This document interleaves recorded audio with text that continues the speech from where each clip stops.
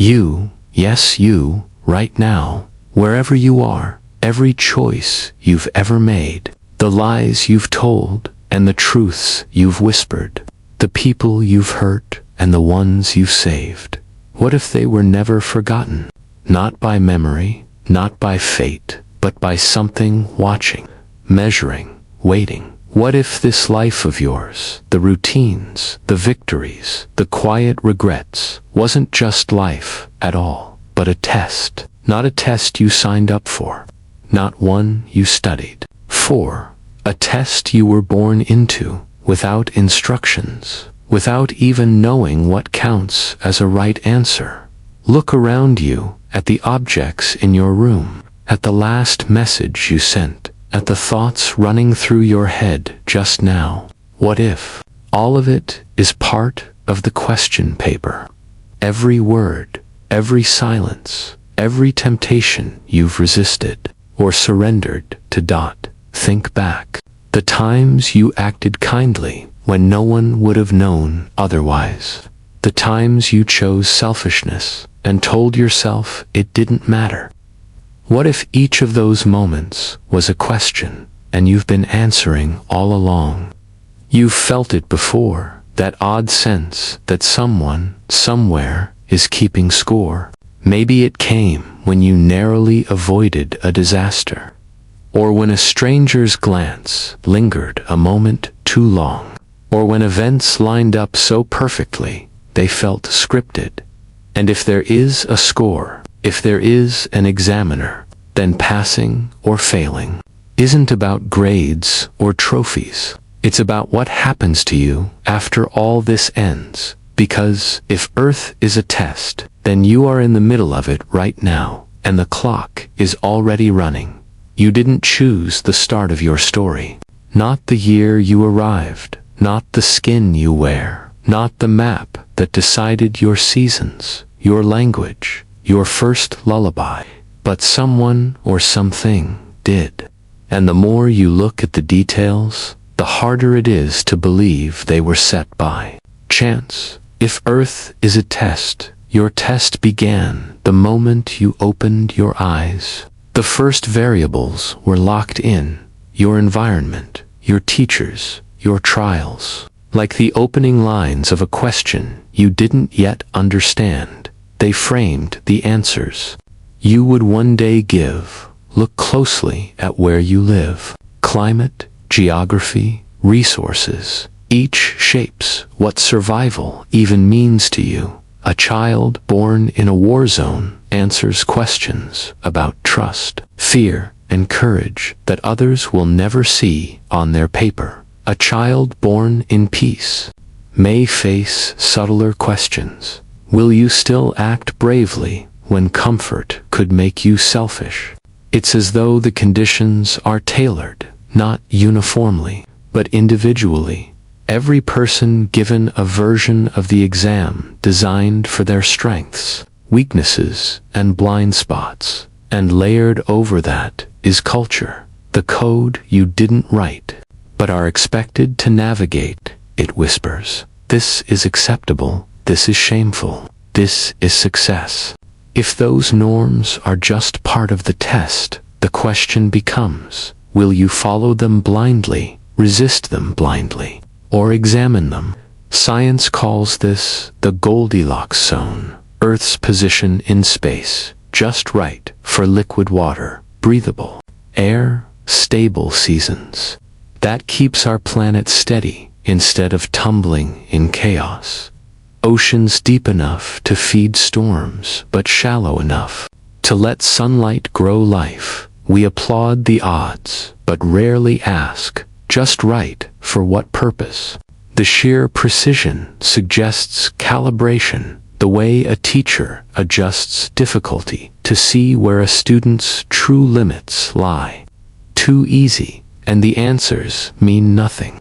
Too hard, and no one learns a thing. History reads like a recycled exam. Questions rewritten but not replaced. Scarcity. How do you act when there's not enough?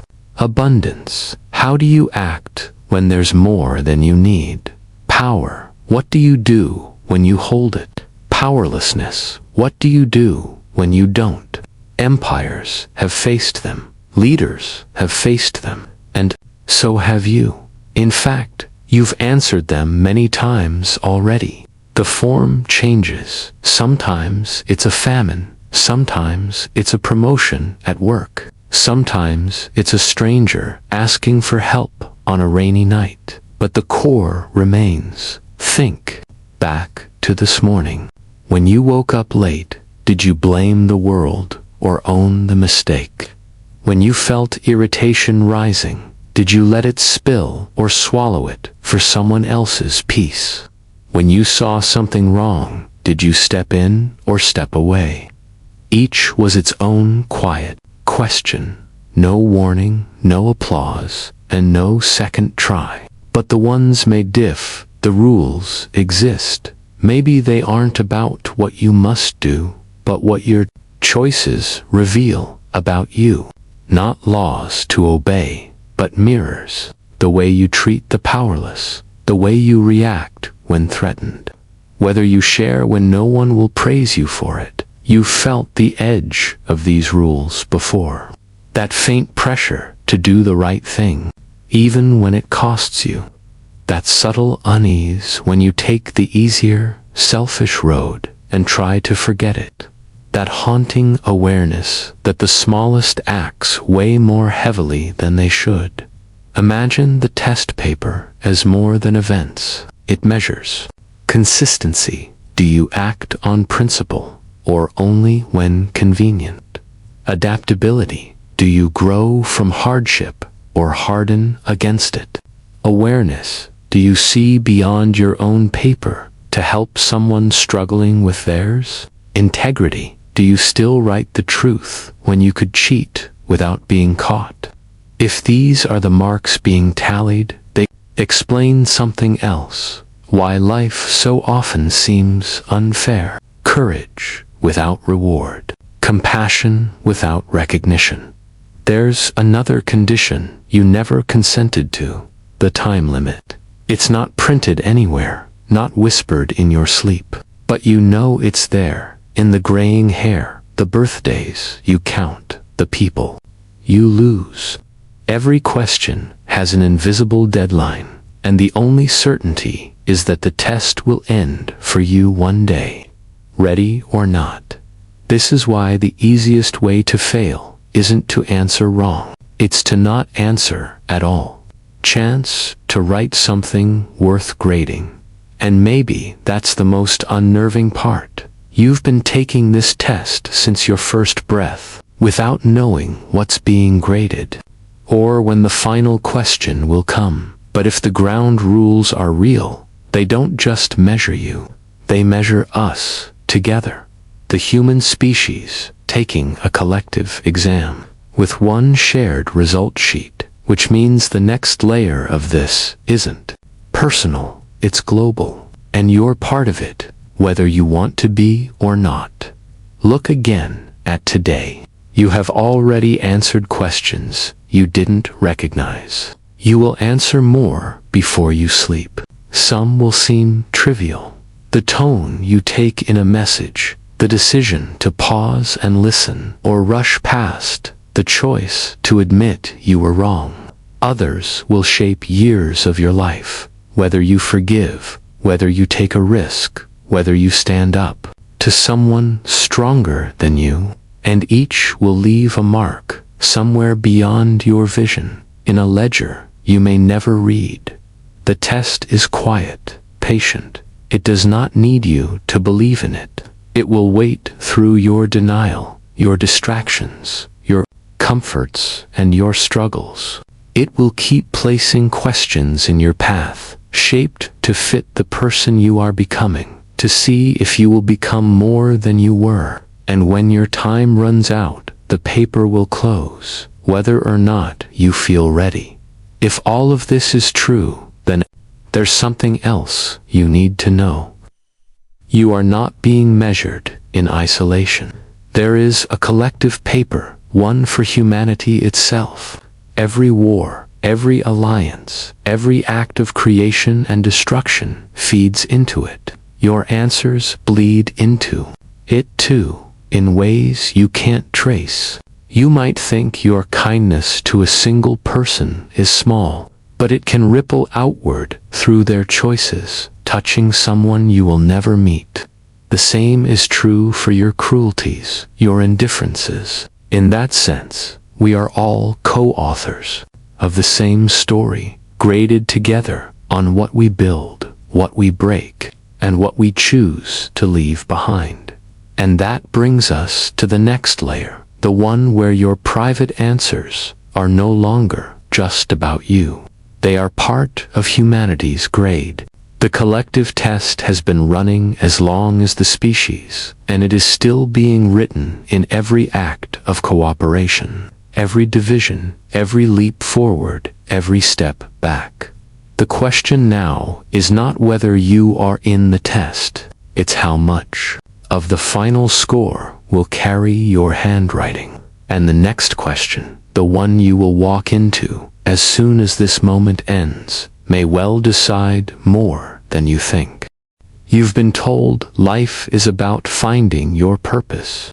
But if this is truly a test, maybe the purpose is not something you discover, but something you demonstrate through 1,000 tiny decisions no one else ever sees. On the personal scale, the questions are not carved into stone tablets. They appear in the quiet, ordinary moments, and they vanish just as quickly. You rarely notice them until they've passed, and yet, these are the moments in which the measure of you is taken. Imagine waking tomorrow with no one watching, no one recording, no one to judge. Would you live differently? Would you still reach out to help, knowing there is no applause? Would you still tell the truth if lying were invisible? The personal test begins with the self, the unseen, you, the one stripped of performance and audience. Perhaps that's where the true answers emerge. Every day you step into countless scenarios that test the boundaries of your character. They aren't labeled as tests. They arrive disguised as everyday life. A rude stranger, a tempting shortcut, the chance to do a little harm to get something you want. They are not loud, and they don't wait for you to prepare. And yet, the way you respond, the way you choose in those moments, becomes part of a pattern that might say more about you than any grand dramatic act. History offers examples of individuals whose personal answers changed the course of everything. A single refusal to obey an unjust order, a quiet act of protection that saved a life. These were private choices, made in silence, but they rippled outward until they shifted entire narratives. If Earth is a test, maybe the highest value questions are answered in these unseen acts, the ones you could have ignored, but didn't. Think about the shape of your own days. How often do you choose the harder road because it's right, rather than the easier road because it's painless? How often do you listen without thinking about your turn to speak? How often do you notice someone else's struggle and decide, not because you must, but because you can, to carry a little of it with them? And then there's the other side, the answers you're less proud of, the anger you let spill because you could, the chance to help you waved away because it was inconvenient, the truths you softened into lies because they were easier to tell. If this is a test, those moments count too. They are questions you answered, and those answers are as revealing as your proudest victories. Sometimes, the personal scale is cruel in its timing. You will face some of the hardest questions when you are tired, hungry, or heartbroken. The test is not interested in how you act at your best. It wants to see who you are when everything in you wants to quit. A decision made in pain carries more weight than a decision made in comfort. That's not unfairness, that's design. You are not expected to be perfect. In fact, perfection might be meaningless here. What matters is your trajectory, the arc of your answers over time. Do your choices grow kinder, braver, truer, even if they stumble along the way? Or do you shrink from them, growing harder, more closed off? The examiner, if there is one, might care less about where you've been than about which way you're turning now. And here is the unsettling truth. There is no reset button. You cannot go back and erase an answer you've given. You can only let it teach you how to write the next one better. Every day offers you another question, and the only way to fail completely is to stop trying to answer at all. The personal scale is where the test feels most intimate, because it is here that the question and the answer are both entirely yours. But no answer stays private forever. The next step in this examination is where those choices, your choices, bleed into the collective page we are all filling in together. And what you write there might matter more than you've ever realized. You have never been alone in this. Even in the most solitary moment of your life, walking down an empty street at night, sitting in a silent room, you have always been part of something larger, not just a community, not just a country, something vast, unwieldy, and fragile. The species itself, humanity, all of us, writing on the same invisible page. If Earth is a test, then yours is not the only paper being graded. There is a collective exam, one where every answer you give blends with the answers of strangers you will never meet. And here's the uncomfortable truth. Sometimes you are rewarded or punished for their answers, just as they are for yours. The test, at this scale, does not separate us. You can feel it when the world changes in ways you didn't choose. A market collapses on the other side of the globe, and suddenly your plans shrink. A conflict ignites far from your home, and your grocery bill climbs. Or the opposite, a breakthrough in science, a vaccine, a shared effort, and life becomes safer, easier, because of hands you will never shake. This is the collective paper in motion, the places where your lines connect to everyone else's ink. Think about how societies form. They are our group answers to questions that are too big for one person to solve. How do we protect the vulnerable? How do we punish the cruel? How do we share what's scarce? And how do we manage what's abundant? Every government, every economic system, every legal code is just a set of answers, imperfect drafts, endlessly edited through wars, reforms, and revolutions. History is full of these drafts. Some were inspiring, others were catastrophic. An empire that built aqueducts, libraries, and laws might also have conquered and enslaved. A movement that toppled a tyrant might plant the seeds for the next one. Each moment is a choice, but when we act together, the choice echoes differently. It becomes precedent. It becomes the next starting point for the exam. The collective test is not about getting every individual to agree. That would be impossible. It might be about something else entirely, whether, in the face of disagreement, problems, together, whether we can still build instead of endlessly tear down, whether we can leave something better than we found it, and not just for those we call ours, but for those who will come long after we are gone. Now consider cooperation and conflict, two recurring high-value questions on humanity's paper. We have been given the tools to destroy ourselves many times over. We also have the tools to feed, heal, and educate every person alive. The test seems to watch what we choose to do with those tools.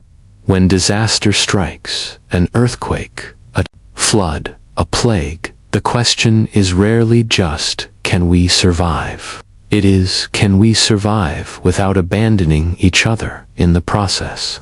Sometimes we rise brilliantly to that question. Strangers wading into floodwaters to pull out people they will never see again. Nations pooling resources to stop a disease before it spreads. Other times, we fail it entirely, hoarding, exploiting, turning disaster into profit for the few and ruin for the many. If someone, somewhere, is reading our answers, they must see our contradictions written in bold, and you are part of those contradictions. It's tempting to imagine humanity as something separate from yourself, a faceless mass you neither control nor belong to. But every time you buy, sell, speak, stay silent, create, destroy, you leave a mark on that shared sheet. Small, yes, but small marks accumulate. That is the power and the danger of the collective exam. Billions of hands shaping an outcome. Together, most of them unaware they're writing at all. Think of climate change as one example. On paper, it looks like a technical problem. Too much carbon in the air, too many emissions, not enough time. But under the test's lens, it might be something deeper. Will we act for people we will never meet? Will we restrain ourselves, not for immediate reward, but for the survival of strangers decades from now? Will we solve a problem whose benefits will mostly be enjoyed by those yet unborn? If the answer is yes, it means we've passed a question about empathy at scale, the ability to care beyond the limits of our own lifetimes. The collective paper also tests how we handle knowledge. Information has never moved faster, never been more accessible, and never been more dangerous when twisted. We are being asked, will we use truth to unite or to divide? Can we even agree on what truth is when lies are louder, cheaper, and more appealing? This isn't just a question for journalists or politicians. It's for you, personally. Every time you share or withhold information, you write on the group's paper. Every rumor amplified, every fact checked, every silence maintained, shapes what truth will mean in the years ahead. There is also the question of justice, one that returns like a refrain through history. The collective exam doesn't just record how we treat those like us. That's the easy part. It watches how we treat the outsiders, the powerless, the inconvenient. Do we extend the same protections, the same dignity, across lines of language, belief, skin, or border? Civilizations have risen in brilliance and fallen into ruin depending on how they answered. Rome expanded its rights to some and denied them to others. The United States wrote ideals of equality while maintaining slavery. The story repeats. Progress beside hypocrisy, light beside shadow. The grading must be complicated. And then there's innovation, perhaps one of the exam's favorite sections. Every leap we've made, from fire to flight to the digital age, opens new questions. Will we use this to extend life or to take it? Will we share it or monopolize it? Will we let it replace our humanity or enhance it? Innovation is not a free pass. It's a harder question disguised as a reward. The printing press spread knowledge. It also spread propaganda. Nuclear technology lit cities. It also leveled them. Artificial intelligence can solve problems too big for human minds, or it can amplify those problems to scales we can't control. The test doesn't give us tools without watching how we use them. The collective exam is ongoing, and it is ruthless in one respect. It repeats questions we've already failed. Racism, inequality, violence. These are not new problems. They are old ones, rewritten in modern ink. And perhaps the test wants to know, have we learned anything since the last time? Or are we writing the same wrong answers over and over, expecting the grade to change? The hardest part to accept is this: the collective paper is graded on a curve of time. We may not see the outcome in our lifetimes. The score might only be tallied centuries from now, after your name has vanished from memory. This makes it easy to shrug and say it doesn't matter. But that is part of the question. Will we work for an outcome we'll never get to enjoy? Will we plant trees whose shade will never touch us? Your role in this is not optional. Every personal answer you give, every act of compassion, cruelty, courage, cowardice, ripples outward. That small kindness might soften someone who later changes a policy that affects millions. That casual cruelty might harden someone who later shuts the door on a desperate stranger. This is why the personal test and the collective test are inseparable. One feeds the other. You've seen how quickly the collective paper can change. A single event, a terrorist attack, a natural disaster, a technological breakthrough, and suddenly billions of people are answering the same question at once. The answers differ. Some turn inward, locking doors, building walls. Others turn outward, offering help, sharing resources. And somewhere in the aggregation of all those answers, a score is forming.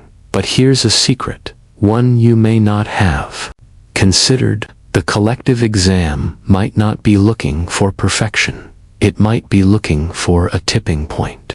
Enough good answers over enough time to shift the trajectory of the whole. Enough momentum toward cooperation, justice, and vision that, even if there are wrong answers, they no longer define the outcome.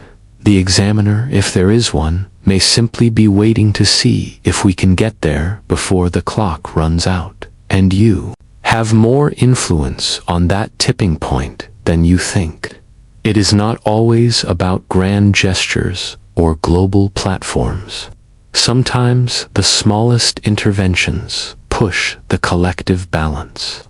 A word that stops a rumor, a decision to mentor someone who will one day mentor others, a refusal to accept the easy cruelty. The test is cumulative. Enough small, unseen acts can outweigh the large, visible failures if they are made often enough by enough of us. So what is the question we're facing right now as a species? It might be this: can we mature fast enough to survive our own power? We have reached a point where we can alter the climate, edit the code of life, and end all life in hours. The exam may be watching to see whether our wisdom can keep pace with our abilities, whether we can wield fire without burning the house down. And maybe, just maybe, passing doesn't require saving everyone, everywhere, forever. Maybe it requires proving that we can save each other often enough to make survival a habit rather than an exception. That we can choose compassion more often than we choose indifference. Because the truth is, the collective paper is being written right now, in the cities where policies are drafted, in the towns where neighbors debate, in the fields where farmers adapt to changing weather, in the labs where new tools are born. and you are holding the pen as much as anyone else.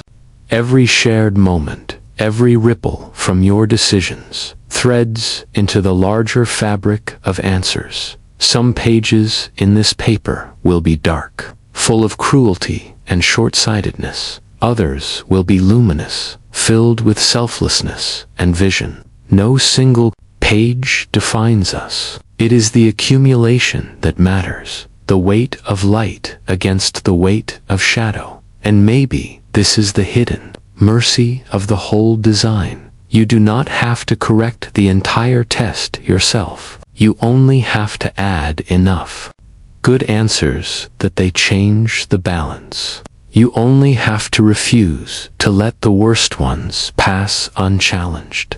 You only have to remember that the same invisible hand marking your answers is tallying the whole, looking for signs that, together, we have learned what we needed to learn. In the end, the collective examination is not a question of whether we will fail, because we will, many times, in many ways. It is a question of whether, in failing, we still move forward. Whether we grow faster than we break.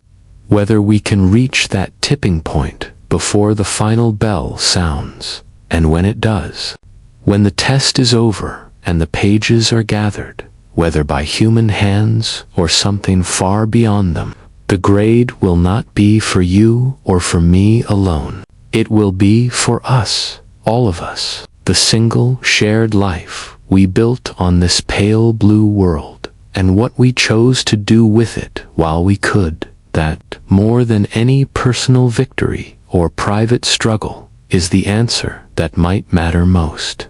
If this is a test, the stage itself is not neutral. It isn't just the room in which you sit to write your answers. It's alive, shifting, and sometimes it tips the table. Earth, the very platform we're standing on, throws in its own questions. Written in mountain ranges and storms, in shifting climates and dwindling species. Some are slow and quiet, measured in centuries. Others arrive without warning, changing everything in a single night. And each time, we are forced to respond. The planetary scale is its own section of the exam, an area we too often treat as background, when it may, in truth, be the main event. Think of the weather you depend on. Every harvest that fed your ancestors was a kind of multiple-choice question. The rain came, the seeds sprouted, the frost held off just long enough. Or they didn't, and the people before you had to improvise, adapt, or perish. Our survival has always been bound to Earth's shifting moods. To pretend otherwise is to answer without reading the question. In our time, the questions are sharper. The planet is warming, the seas are rising, the seasons are bending out of shape. You might think of this as an unintended consequence of our actions. But if you slip back into the test lens, if you imagine someone or something is watching, then maybe this is exactly the point. A question about stewardship, a timed essay on restraint, foresight, and collective responsibility. Can we recognize that our actions alter the only environment we have, and then change course before it's too late? The uncomfortable thing about planetary questions is that they rarely speak to one person at a time. They're worded for we, not you. They require cooperation, because no single human, no matter how brilliant or powerful, can answer them alone. If a drought grips a continent, your personal resourcefulness matters. But so does whether your neighbors, your leaders, your rivals work with you or against you. The grading here is cumulative. One person can worsen the outcome, but no one can carry the score alone. Natural disasters are the pop quizzes in this section. An earthquake, a hurricane, a volcanic eruption, no time to prepare, no time to negotiate. The question is written in rubble and chaos. How will you respond? Will you hoard or share? Will you protect only what's yours, or expand the circle of ours in the middle of loss? Then there's the slow burn test, resource depletion, species extinction, ocean acidification. These questions are tricky because the consequences hide in the future while the temptations to ignore them are immediate. We are being asked, will you act for an outcome you will never live to see? Will you plant forests whose shade will cool strangers centuries from now? Will you leave the oceans alive for children you will never meet? It's tempting to answer selfishly, tempting to write, in effect, not my problem and pass the paper on. But if the design of this exam is to reveal us, those answers are revealing indeed. They show not only our priorities, but our capacity, or lack thereof, to think. Beyond the limits of a single lifetime, innovation sits here too. We invent ways to heal damage we've done, cleaner energy, better agriculture, restoration projects. Each innovation is another question, hidden in opportunity. Will you use this to repair the harm, or will you twist it to extract more, faster, at greater cost? History is full of moments where the tool to save also became the tool to destroy. Fire warmed our shelters and burned our rivals. The collective exam is ongoing, and it is ruthless in one respect. It repeats questions we've already failed. Racism, inequality, violence. These are not new problems. They are old ones, rewritten in modern ink. And perhaps the test wants to know, have we learned anything since the last time? Or are we writing the same wrong answers over and over, expecting the grade to change? The hardest part to accept is this. The collective paper is graded on a curve of time. We may not see the outcome in our lifetimes. The score might only be tallied centuries from now, after your name has vanished from memory. This makes it easy to shrug and say it doesn't matter. But that is part of the question. Will we work for an outcome we'll never get to enjoy? Will we plant trees whose shade will never touch us? Your role in this is not optional. Every personal answer you give, every act of compassion, cruelty, courage, cowardice, ripples outward. That small kindness might soften someone who later changes a policy that affects millions. That casual cruelty might harden someone who later shuts the door on a desperate stranger. This is why the personal test and the collective test are inseparable. One feeds the other. You've seen how quickly the collective paper can change. A single event, a terrorist attack, a natural disaster, a technological breakthrough, and suddenly billions of people are answering the same question at once. The answers differ. Some turn inward, locking doors, building walls. Others turn outward, offering help, sharing resources. And somewhere in the aggregation of all those answers, a score is forming. But here's a secret, one you may not have considered. The collective exam might not be looking for perfection. It might be looking for a tipping point. Enough good answers, over enough time, to shift the trajectory of the whole. Enough momentum toward cooperation, justice, and vision that, even if there are wrong answers, they no longer define the outcome. The examiner, if there is one, may simply be waiting to see if we can get there before the clock runs out, and you have more influence on that tipping point than you think. It is not always about grand gestures or global platforms. Sometimes the smallest interventions, push the collective balance. A word that stops a rumor. A decision to mentor someone will one day mentor others. A refusal to accept the easy cruelty. The test is cumulative. Enough small, unseen acts can outweigh the large, visible failures if they are made often enough by enough of us. So what is the question we're facing right now as a species? It might be this: can we mature fast enough to survive our own power? We have reached a point where we can alter the climate, edit the code of life, and end all life in ours. The exam may be watching to see whether our wisdom can keep pace with our abilities, whether we can wield fire without burning the house down.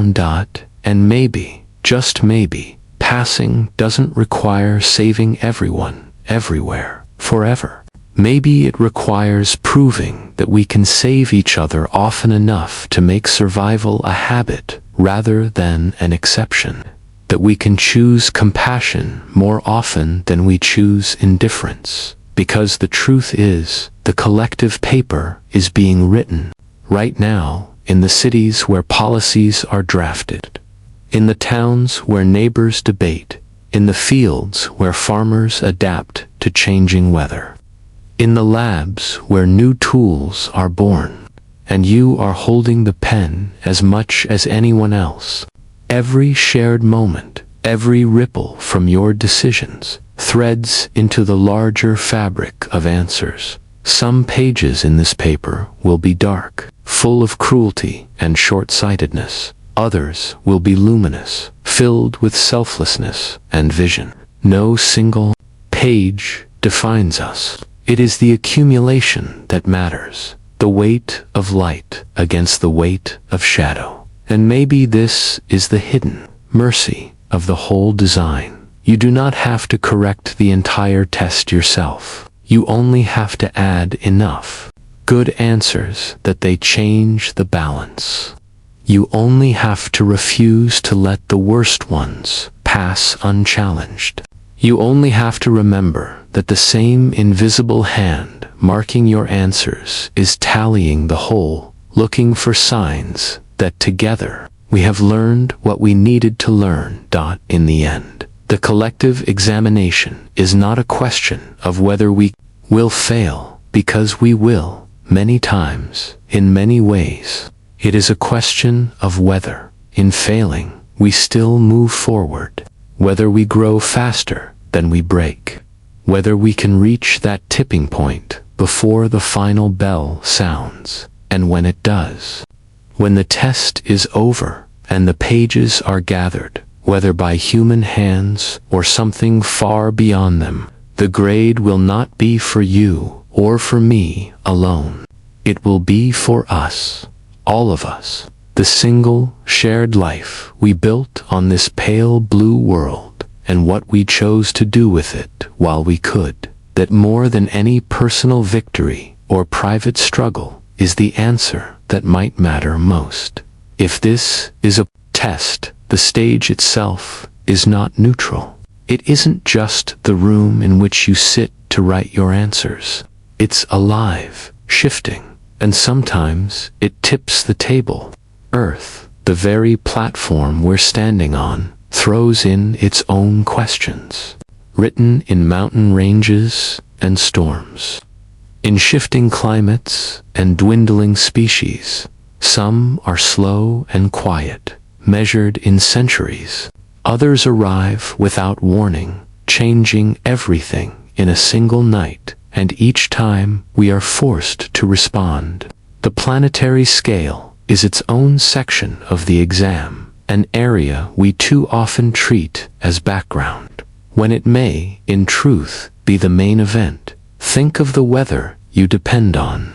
Every harvest that fed your ancestors was a kind of multiple-choice question. The rain came, the seeds sprouted, the frost held off just long enough, or they didn't, and the people before you had to improvise, adapt, or perish. Our survival has always been bound to Earth's shifting moods. To pretend otherwise is to answer without reading the question. In our time, the questions are sharper. The planet is warming. The seas are rising. The seasons are bending out of shape. You might think of this as an unintended consequence of our actions. But if you slip back into the test lens, if you imagine someone or something is watching, then maybe this is exactly the point. A question about stewardship, a timed essay on restraint, foresight, and collective responsibility. Can we recognize that our actions alter the only environment we have, and then change course before it's too late? The uncomfortable thing about planetary questions is that they rarely speak to one person at a time. They're worded for we, not you. They require cooperation because no single human, no matter how brilliant or powerful, can answer them alone. If a drought grips a continent, your personal resourcefulness matters. But so does whether your neighbors, your leaders, your rivals work with you or against you. The grading here is cumulative. One person can worsen the outcome, but no one can carry the score alone. Natural disasters are the pop quizzes in this section. An earthquake, a hurricane, a volcanic eruption. No time to prepare, no time to negotiate.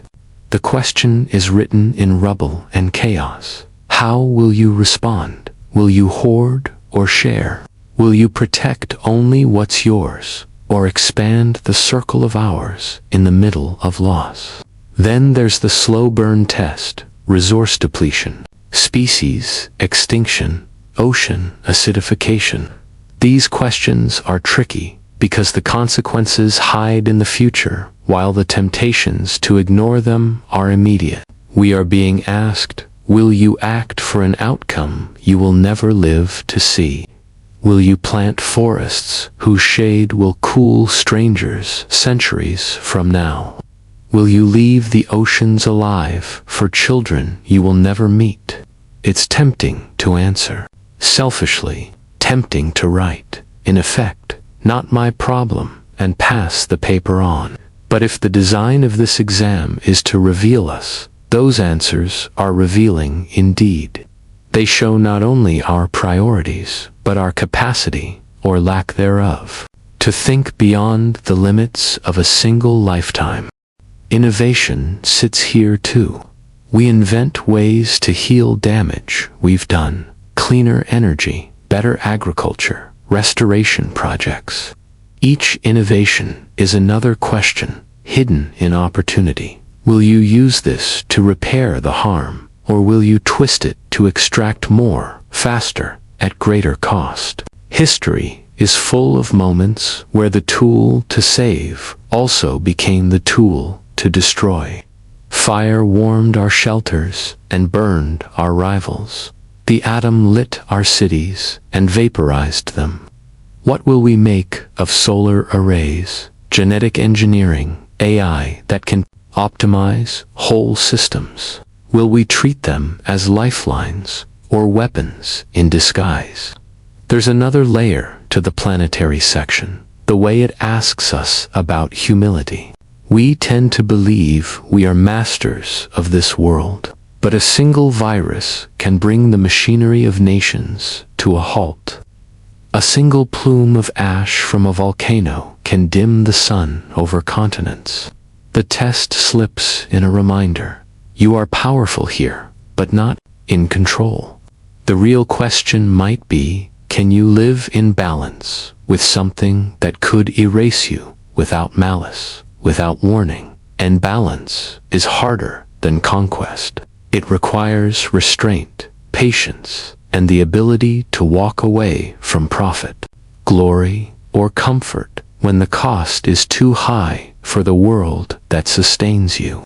That's a kind of wisdom that has been rare in our history, rare enough that, if this is a test, it may be the threshold question, the one that decides whether the rest of the exam even matters. You might think these planetary questions are too big for an individual to answer. But remember, your answers feed into the collective paper. The way you consume, the way you waste, the way you vote, the way you teach, the way you design, all ripple outward. Your personal relationship to the planet is one line in a paragraph written by billions. Each choice may feel invisible until it isn't. And here's the twist. The planet may also be scoring how we treat each other while under its pressure. Famine, flood, fire. These don't just test our engineering or our science. They test our empathy. If we can solve a crisis but choose not to share the solution, does it count as having solved it at all? If we adapt to a disaster while letting others drown, what does that say about the kind of beings we are? Maybe that's the heart of this section. The Earth doesn't care whether we survive as individuals. It doesn't even need our survival. The questions it sets seem to be about whether we can prove ourselves worthy of the home we've been given. Whether we can show that we understand, finally, that harming the stage on which the play is written means the curtain falls for everyone, no matter how well they've performed their lines. The planetary section of the test never ends. You can't cram for it. You can't cheat on it. And unlike some of the earlier questions, you can't dodge it entirely. You live on the paper. You breathe it. You drink it. And when your time here is done, your score will remain folded into the score of everyone else who shared the stage with you. The next question is harder still, because it isn't about the stage, or the group, or the planet. It's about something stranger, the possibility that the point of this test isn't survival at all. That the examiner, if there is one, is measuring something deeper, more intangible than we've guessed. If there is a score, it is not inked in numbers. You will never see it printed. It will not arrive in an envelope or flash on a screen. But if the test exists, there is a kind of ledger that trails you, recording not what you know, but who you are and who you choose to be when the questions are hard. This is the moral scorecard. The planetary questions test our survival as a collective. The moral scorecard is more intimate. It examines the principles by which you navigate that survival, the hidden compass that turns quietly in the dark, pointing you toward one choice or another. And here's the part no one tells you. The score is built not only on the choices you make, but on the ones you refuse to make. The ones you let slip past while you told yourself, it's not my business, or it's not the right time, or someone else will do it. Imagine the examiner, whether that's a god, a higher intelligence, the sum of all human conscience, or simply the natural order, looking not for your victories, but for your patterns. Because a single heroic act can be an accident, a single failure can be a moment of weakness, but a pattern tells the truth. The scorecard is in the repetition. Do you tell the truth only when it's easy, or even when it could cost you everything? Do you protect the vulnerable only when someone's watching, or even when no one will ever know? Do you keep your word only when it benefits you, or because you said it, and that was enough? History is littered with people who lived by a code, even when the world gave them every reason to abandon it. A nurse in a war zone, refusing to leave her patients when the last evacuation helicopter departs. A scientist under political pressure. Who publishes the truth about a dangerous drug rather than staying silent to keep their funding? They wrote their answers in action, knowing full well the cost, and the cost is often the point. If the examiner is measuring courage, It isn't the kind that thrives in safety. But morality is rarely loud. It lives in the small, relentless choices that seem too minor to matter.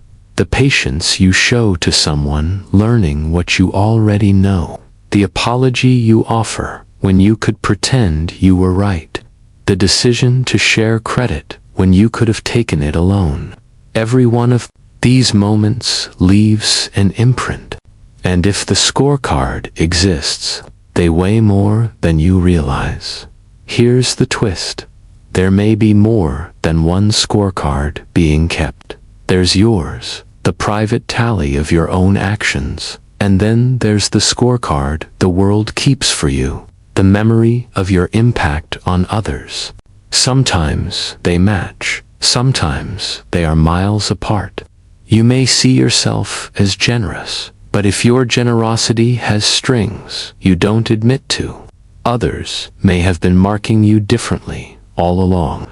You may believe you are fair, but if your fairness only extends to those who agree with you, the moral scorecard will not be kind. And then there's the possibility that the scorecard isn't even about morality as we understand it.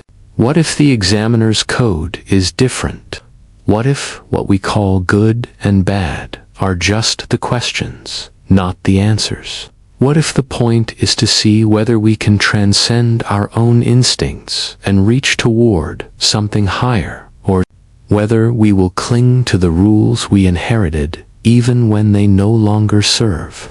That thought is unsettling because it means we might not know until the very end whether we've been answering the questions correctly. The scorecard could be tracking qualities we rarely praise, not obedience, but integrity, the willingness to do the right thing without orders, not ambition, but humility, the ability to achieve without needing to dominate, not strength as the world measures it, but the strength to be gentle when force would be easier.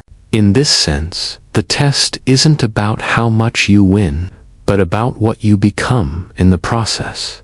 Consider also the moral questions that disguise themselves as practical problems. A company faces bankruptcy. Do they lay off hundreds to save themselves, or find another way that risks everyone equally? A nation faces an attack. Do they retaliate without certainty of guilt, or hold back and risk appearing weak? An individual is offered a deal that would secure their family's future, but harm thousands they will never meet. These are moral calculations dressed in the language of logistics, economics, or politics, and they are among the hardest to score, because the right choice often leaves you worse off in the short term. That's why they're on the test. You faced these calculations too, even if the scale was smaller. You've been tempted to take a shortcut because no one would notice. You've been in a position to help and told yourself you didn't have time. You've chosen the option that was better for you, knowing it left someone else to carry the burden. The scorecard doesn't care about the size of the stage. A choice is a choice, whether it shapes a dinner table or a nation. And just like in the planetary section, time matters here too. You may get the same kind of moral question again and again, each time a little harder. That's the examiner's way of seeing whether your answer changes under pressure. Maybe you were generous when you could afford it. Will you still be generous when you can't? Maybe you were forgiving when the harm was small. Will you still forgive when it cuts deep? These are the moments that shift the weight of the scorecard more than 1,000 easy, great answers ever could. But there's another layer, one that may unsettle you. The scorecard is not only marking what you do, it may be marking why you do it. An act done for recognition is not the same as the same act done for love or principle. The visible action is the same. The invisible motive changes everything. And if the examiner can see through to that motive, then every answer you give is graded on both lines, the deed and the reason. This is why the moral scorecard can't be gamed. You can fake kindness, but not to the one keeping the real tally. You can stage generosity for the crowd, but the mark on the scorecard comes from the truth of why you gave. You can pretend to be brave, but if the courage wasn't there, the paper will show the void. In the end, the moral scorecard might not be about perfection. It might be about direction. Are you moving toward greater awareness, greater compassion, greater courage, or away from them? The examiner, if there is one, may be less interested in the number of wrong answers than in whether the trend of your answers is upward. And when your paper is closed and your part of the test is over, the moral scorecard may be the only thing you take with you, the sum of the choices that became the story of who you were. Not your possessions, not your titles, not your victories, but the invisible record of how you treated the life you were given, and the lives that crossed yours. If Earth is a test, then one day it must end. Even the longest, most patient examination has a final question. A moment when the paper is taken from your hands, the ink dries, and the score, whatever it means, is set. The unsettling thing is that this ending may arrive for you as an individual or for all of us at once. And if it comes for the world, there are only a few possible outcomes. We pass, we fail, or we find ourselves in some outcome stranger than either. Passing, in the simplest terms, might mean graduating. The test complete, the purpose fulfilled, the curtain rising on some next stage we cannot yet imagine. For some, this is the language of heaven, enlightenment, ascension. For others, it is the idea that a civilization can reach a point where war, poverty, and cruelty become artifacts of history, not habits of the present. Passing could be both personal and collective, each life reaching its own threshold, while the species as a whole crosses into a new phase of existence. What would that look like? Perhaps we become capable of traveling to other worlds without carrying our worst instincts along. Perhaps we learn to hold our power, political, technological, biological, without using it to dominate or destroy. Perhaps we no longer see the survival of others as competition to our own, but as part of the same goal. In this version of the ending, Earth itself might become a memory. The classroom where we learned what we needed to learn before moving to a vaster horizon. Failure, by contrast, carries its own visions. We can fail personally, living a life so closed, so small in compassion, so stagnant in growth, that when our own time runs out, there is nothing to hand in but an unanswered page. We can fail collectively, using up the resources of our home faster than they can be renewed, building weapons we eventually turn on ourselves, refusing to learn the same lesson until it destroys us.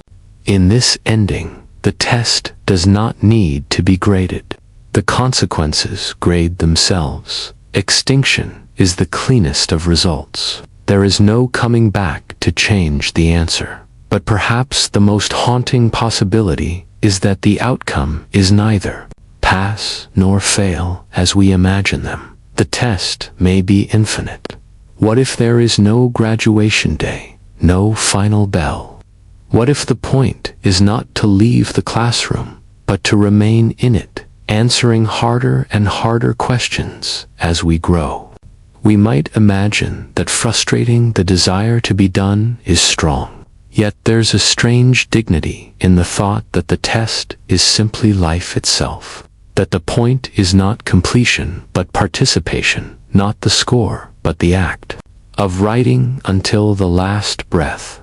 Some cultures and philosophies hint at this. Cycles of birth and death, not as punishment, but as repeated opportunities to refine the self. Civilizations that rise and fall, not as waste, but as iterative experiments in governance, ethics, and survival.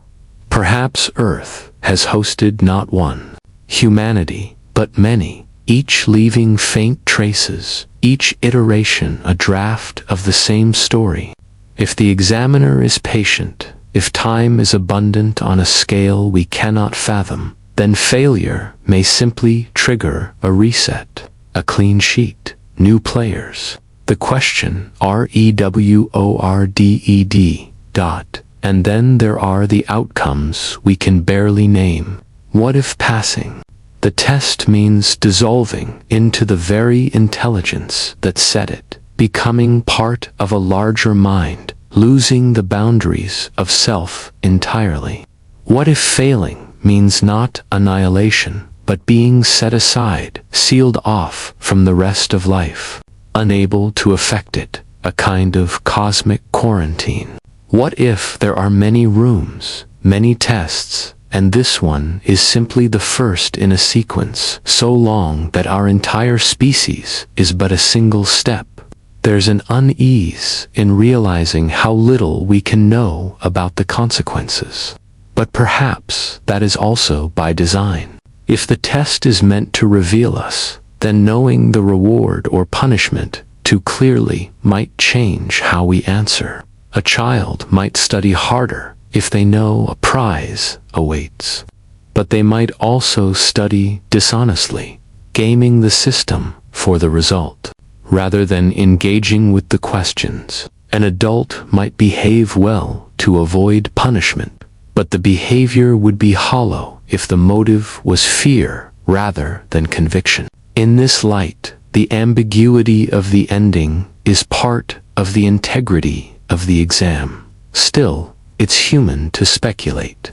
In fiction, we imagine countless endings, the great unveiling, where the sky splits and the examiner steps forward, the silent transition, where the lights simply go out, the collective awakening, where we discover that we were dreaming all along. These stories comfort and disturb us in equal measure because they bring the distant mystery into focus. Even if the focus is imaginary, we crave narrative closure, even in a game whose rules we don't understand. But here's a thought that should linger. Perhaps the ending is already visible, if we know where to look. Not as a date on a calendar, but as a trajectory. If the species is learning, if we are trending, however slowly, toward cooperation, wisdom, and balance, then passing may already be in motion. If we are calcifying into fear, greed, and division, then failing may already be set in motion as well. The future may not come as a sudden switch, but as the natural consequence of thousands of small answers given over centuries, and personally, your own ending is guaranteed to arrive before the collective one. You do not control the timing. You do not get an extension. The best you can do is write each answer so that, when the paper is taken, you are not ashamed to have your name at the top. You will not get to grade yourself. You may not even get to know the grade, but you will know, in the quiet of your own mind, all the examples, all the histories, all the warnings and inspirations are right there in front of you. You can study them or ignore them. You can use them to craft better answers, or you can pretend they were never offered. Passing or failing may not be about talent, luck, or birth at all, but simply about whether you chose to learn from what was freely available. If Earth is a test, then right now, this moment, the paper is still in front of you. And the next question is waiting, whether you realize it or not. The one we face now is more subtle. It's about the moment we become aware of the test itself, and how that awareness changes the game. There's a peculiar shift that happens. The moment you begin to suspect you're in a test, you start looking at the ordinary in an unfamiliar way. That offhand remark from a stranger, was it just idle talk or a prompt? That sudden setback, random chance, or a designed challenge? The suspicion alone changes you. You walk through the same streets, touch the same objects, hear the same sounds, but now there's a second layer on top of everything. Awareness is its own question. Maybe this is another tier of the exam, a hidden level you can't unlock until you notice the pattern in the first place.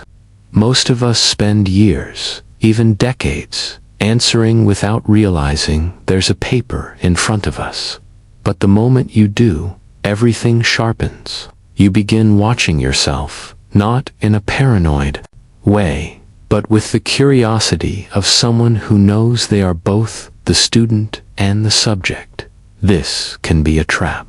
Awareness can make you start performing, writing what you think the examiner wants to see. You choose the answer that looks good from the outside, even if it isn't your truth. That's one of the dangers of this tier. The test may be watching to see if your integrity survives observation. Are you still you when you know you're being graded? Or do you mold yourself into something else to get a mark you'll never see? History has examples of this moment of awakening, sudden leaps when a society realizes it's being measured, if not by an outside intelligence, then by history itself. The Enlightenment, when reason and inquiry bloomed, as if some clock had struck. The space race, when we looked back at Earth and saw our home as a small, fragile sphere, the only paper we'd been given to write on. Those moments of perspective are jolts of meta-awareness, shaking us out of the single-player illusion. On the individual level, meta-awareness can be both liberating and maddening. You stop sleepwalking through decisions, because now every choice looks like a test item. But you also start to question the rules themselves. Who set them? Are they fair? Is the grading even real? Or just another question to answer? Maybe the real test at this level is whether, once you see the structure, you still choose to play in good faith. You could rebel, decide the whole thing is meaningless, tear up the paper, and walk away. Or you could lean in, not because you're being watched, but because you've decided the answers matter to you, regardless of whether anyone is marking them. Awareness doesn't make the questions easier. If anything, it makes them harder. Once you see the frame, you see the bias in the questions, the ambiguity in the wording, the way some problems don't have a single right answer. And maybe that's deliberate. Maybe at this tier, the examiner wants to see if you can live without certainty. To keep writing answers when you'll never know. The grade. Fiction sometimes captures this idea. Characters who discover they're in a simulation but continue to act with integrity. Heroes who realize they're part of a cosmic experiment, yet refuse to let that diminish their compassion. The reveal doesn't free them from the test, it deepens their role in it. They know more, and because they know more, the stakes are higher. The strangest thing about this level is how it changes your relationship to others. Once you suspect they're in the same test, you see them differently, not as opponents or background characters, but as fellow examinees. And that brings its own question. Will you help them pass, even if it doesn't improve your own score? Will you share what you've learned, knowing it might make their paper stronger than yours? Perhaps this is the quiet key to the meta-awareness. Tier, the realization that the test was never just about your answers, that maybe the examiner is watching to see what we do once we know the stakes are shared. Whether we hoard knowledge or give it freely, whether we act from fear of failing or from the desire to make sure more of us pass, and when that sinks in, the game changes again.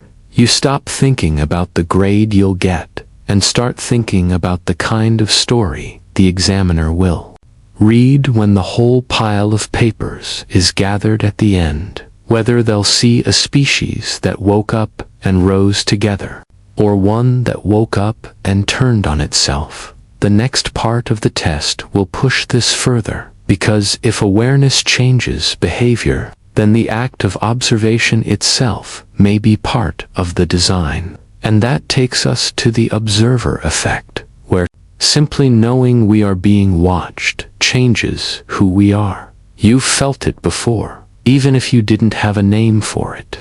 That subtle tightening in your chest when you realize someone is watching you. The way your posture changes, your voice shifts, your movements become just a little more deliberate. It's not fear, exactly. It's awareness, and awareness changes everything. If Earth is a test, then perhaps one of its most revealing mechanisms is this, the observer effect. The simple fact that being watched, or believing you are, alters your behavior. It's a phenomenon we see in science, in psychology, in everyday life, and if the examiner exists, it would be a perfect tool. Because the moment you think you're being observed, you start to reveal not just who you are, but who you want to be seen as. Think about the last time you were alone in a room, and someone walked in unexpectedly. Did you change what you were doing? Did you straighten your back, close a tab, adjust your expression? That's the observer effect in miniature. Now imagine it scaled up, not one person watching, but the possibility that every moment is witnessed, recorded, weighed. Some cultures have built entire moral systems on this idea. The gods see all. The ancestors are watching. Karma keeps the ledger. Whether or not you believe in those frameworks, they work in a similar way. They plant the seed that you are never truly unobserved, and that seed grows into a kind of self-surveillance. A quiet voice that asks, if someone could see me now, would I still do this? But here's the twist. The observer effect doesn't require an actual observer. It only requires the belief in one. A camera that might be on, a window that might have someone behind it, a test proctor who might be glancing your way. The possibility alone is enough to shift your choices. Which means that if the test is real, the examiner doesn't need to watch every moment. They only need you to think they might. This can make the test more complex, because once you suspect you're being observed, you might start performing. You might choose the answer that looks good rather than the one that feels true. And maybe that's part of the question. Will you act from conviction or from the desire to appear a certain way? Will you be consistent when the eyes turn away, or only when you feel the weight of their gaze? History is full of examples where observation changed the outcome. Public trials, where the presence of a crowd swayed the accused to speak differently. Political debates, where candidates shaped their words for the cameras rather than the people in the room. Even scientific experiments, where the act of measuring altered the thing being measured. The observer effect is everywhere, and if Earth is a test, It might be one of the most important variables. On the personal scale, it can be subtle. You might work harder when your boss is nearby.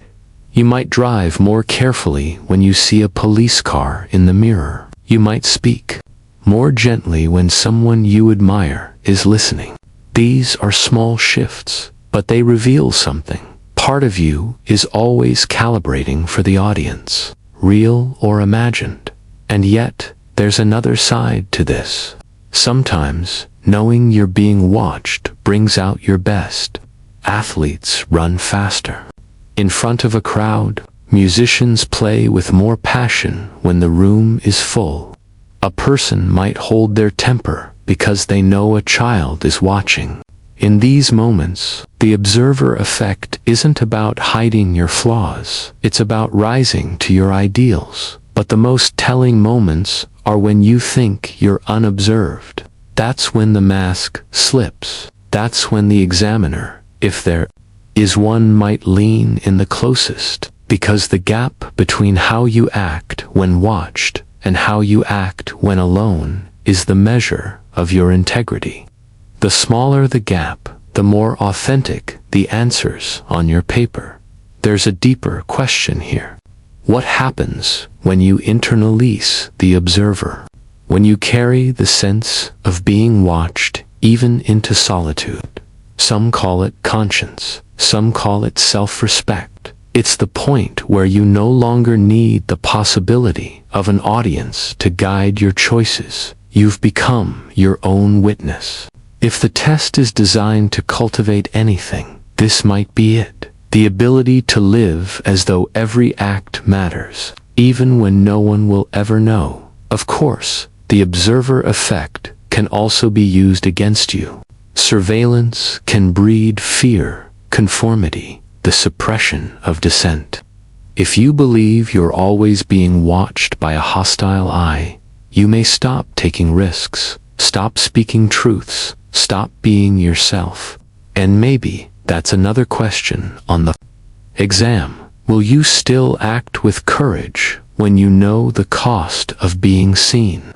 In fiction, this idea often appears as the all-seeing system, the omnipresent AI, the watchful overlord, the cosmic judge. Characters wrestle with the knowledge that nothing they do is private. Some rebel, some submit, some find ways, but the most interesting are those who decide to live transparently, not because they have nothing to hide, but because they refuse to let the watcher dictate their values. If Earth is a test, the observer effect might be less about catching you in a mistake and more about seeing how you navigate the tension between authenticity and performance. Do you collapse into the role you think is expected of you? Or do you hold to the role you've chosen for yourself? Do you change for the better under the gaze, or do you only pretend to? And here's the paradox. The more you live as though you are always observed, the less the observation matters.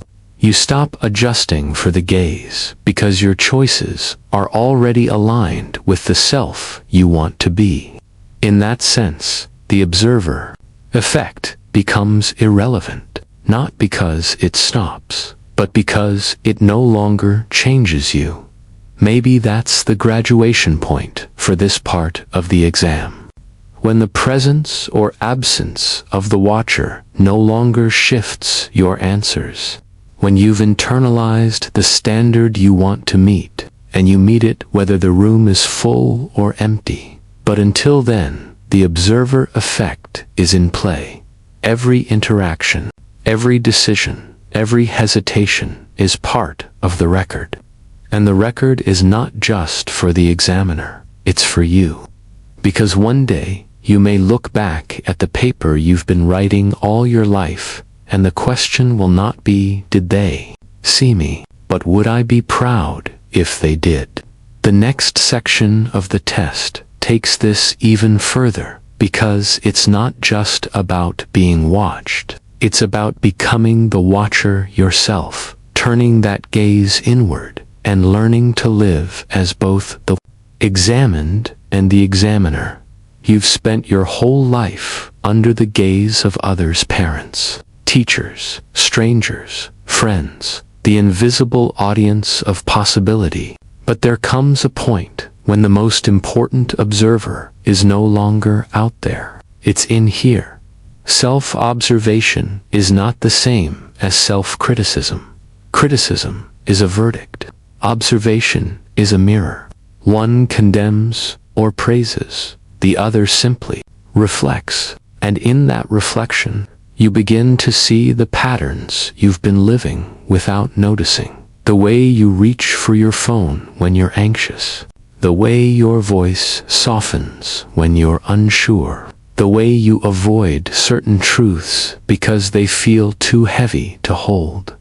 If Earth is a test, then self-observation might be the moment you stop waiting for the examiner to mark your paper and start reading your own answers. Not to erase them, not to rewrite them, but to understand why you wrote them in the first place.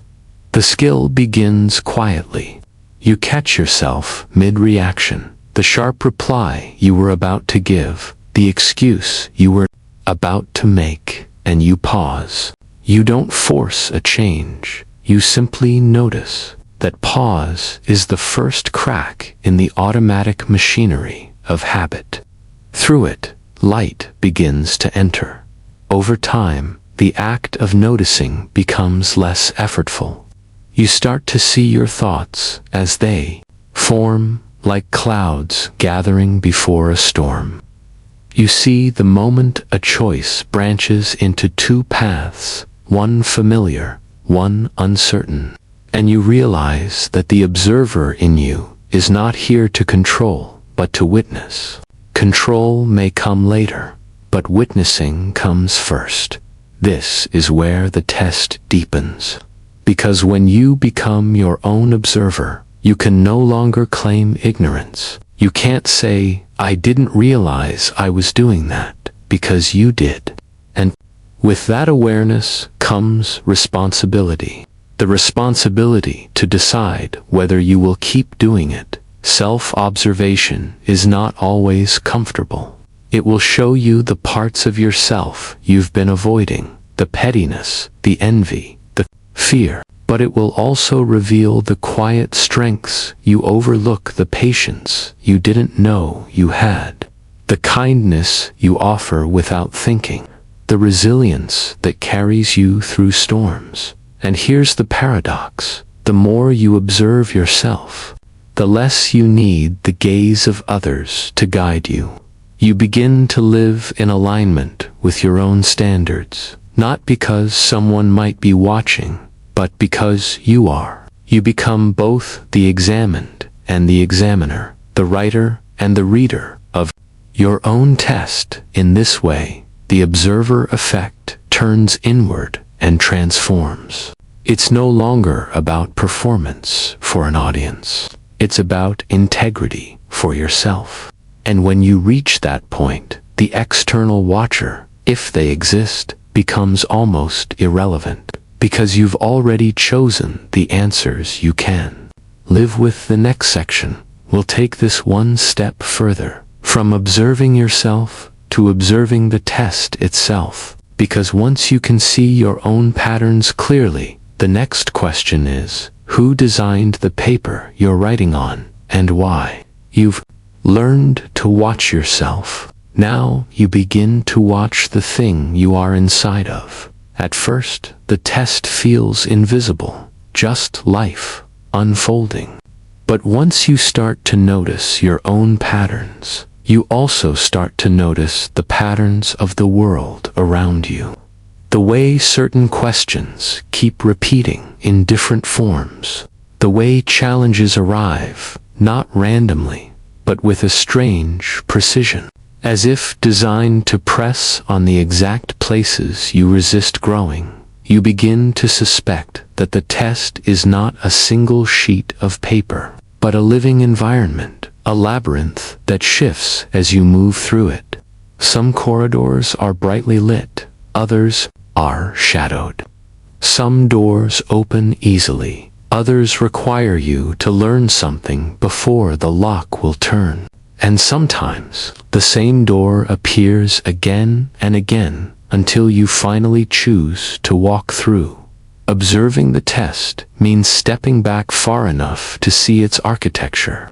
You start to notice the recurring themes, the moments where patience is demanded, the situations that test your honesty, the relationships that challenge your empathy, the losses that ask you to let go. It's as if the exam is less about right or wrong answers and more about whether you can recognize the subject you're being tested on in the first place. And here's the unsettling part. Once you start observing the test, you also start to see its biases. Some questions are easier for you because of where you were born, who raised you, what resources you had. Others are harder for the same reasons. The test is not fair in the way a classroom exam might try to be. It's tailored, but not equally. Which raises another question. Is the point to compare scores, or to see how each person navigates their own unique paper? Sometimes observing the test means noticing the distractions built into it, the noise, the urgency, the endless invitations to look away from the deeper questions. You realize that part of the challenge might be to keep your focus, to remember that you are in a test at all, when everything around you is designed to make you forget. And then there are the moments when the test seems to test your awareness of the test. A sudden shift in the rules, a problem that can't be solved by logic alone, a choice that feels like it's being watched more closely than the others. These are the moments when the examiner, if there is one, might be leaning forward, curious to see if you've noticed the pattern. The more you observe, the more you see that the test is not static. It responds, it adapts, it offers you the same lesson in different disguises until you learn it. And when you do, the question disappears, not because it was answered, but because it is no longer needed. This is where the roles begin to blur. You are not just the student. You are also, in some small way, a co-designer. Your choices shape the next questions. Your awareness changes the structure. The test is not something happening to you. It is something happening with you. And perhaps that's the quiet truth hidden in its design. The more you observe the test, the more you realize it is observing you back, not as an adversary, but as a mirror. The next section will step into that mirror, into the possibility that the examiner and the examinee are not separate at all. You've been the examinee your whole life. You've felt the gaze of the watcher. You've learned to watch yourself. You've begun to see the shape of the test. Now comes the quiet turning point, the moment you realize you can step into the other role. Becoming the examiner doesn't mean seizing power over others. It doesn't mean grading their papers or deciding their worth. It means recognizing that the same awareness you've cultivated for yourself can be extended outward, not as judgment, but as presence. When you watch someone else with the same clarity you've learned to turn inward, something changes. You see not just their actions, but the conditions shaping them. You notice the hesitation before they speak, the way their eyes shift when they're weighing a choice, the patterns they may not yet see in themselves. And in that moment, you hold a kind of responsibility, because your gaze can influence them, just as others' gazes once influenced you. This is where the observer effect loops back, but now you are the source. Your presence can make someone rise to their better self or shrink into self-consciousness. The difference lies in how you hold the role. An examiner who watches with curiosity and compassion invites truth. One who watches with suspicion invites performance. In this sense, becoming the examiner is less about testing others and more about creating the conditions in which their truest answers can emerge. You become a mirror in which they can see themselves more clearly, not distorted by fear, not flattered by false praise, but reflected in a way that makes them want to look closer. And here's the deeper layer. When you step into this role, you begin to see that everyone is both examiner and examinee, often at the same time. Every conversation is a mutual test. Every relationship is a shared paper written in parallel. You are being shaped by the people you watch, just as they are shaped by you. This is where the boundaries between roles dissolve. The test is no longer a one-way process. It becomes a living exchange of awareness. You are not here to pass or fail each other, but to sharpen each other's sight.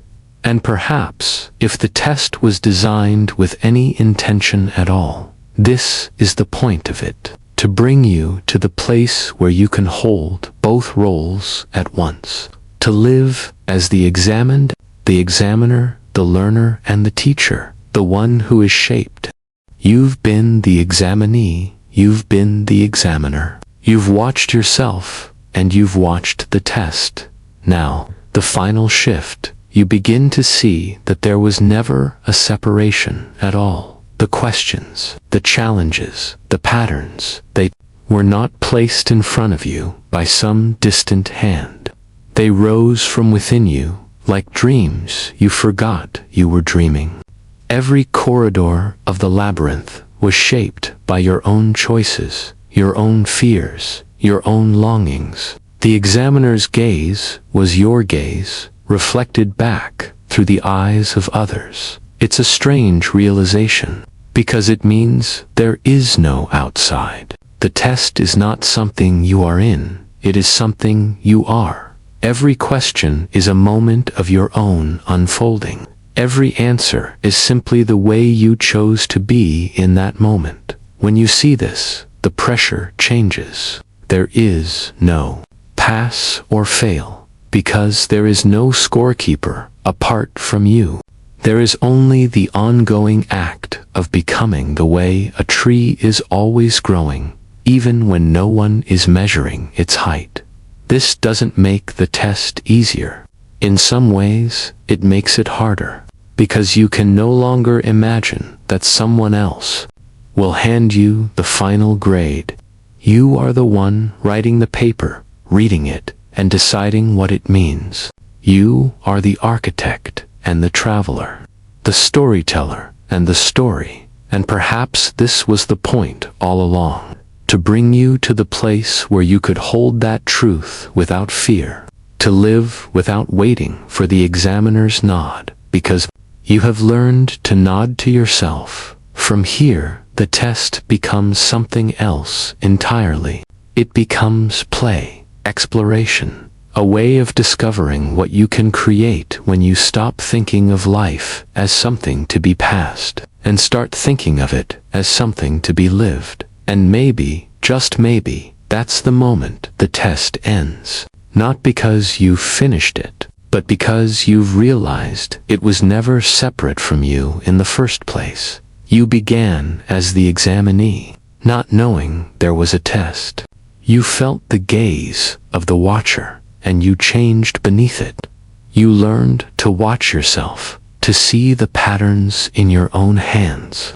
You stepped back far enough to glimpse the architecture of the test itself. You crossed the line and became the examiner, holding the mirror for others. And finally, you saw that the test was never separate from you. Now, the paper folds. The questions you thought were scattered across a lifetime reveal themselves as variations of the same question asked. In 1,000 disguises, who are you when nothing is at stake but the truth? The corridors of the labyrinth close behind you, not because you've escaped them, but because you've absorbed them. The walls are gone because they were never walls, only the edges of your own understanding. There is no final bell, no sealed envelope, no score to be read aloud.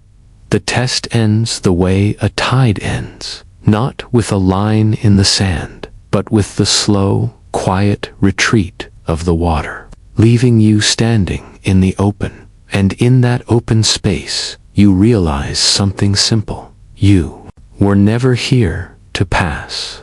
You were here to see. To see yourself under the gaze of others. To see yourself when no one was watching. To see the patterns that shaped you and the ones you chose to break. To see that every question was an invitation, not a trap. The examiner, the examinee, the test, all of them dissolve into the same still surface. And in that stillness, you catch your own reflection, not as you were at the beginning, but as you are now, aware, unhurried, unafraid of the next question, because you know it will be yours to write. The paper is in your hands, the ink is still wet, and the rest of the test, the rest of your life, is blank.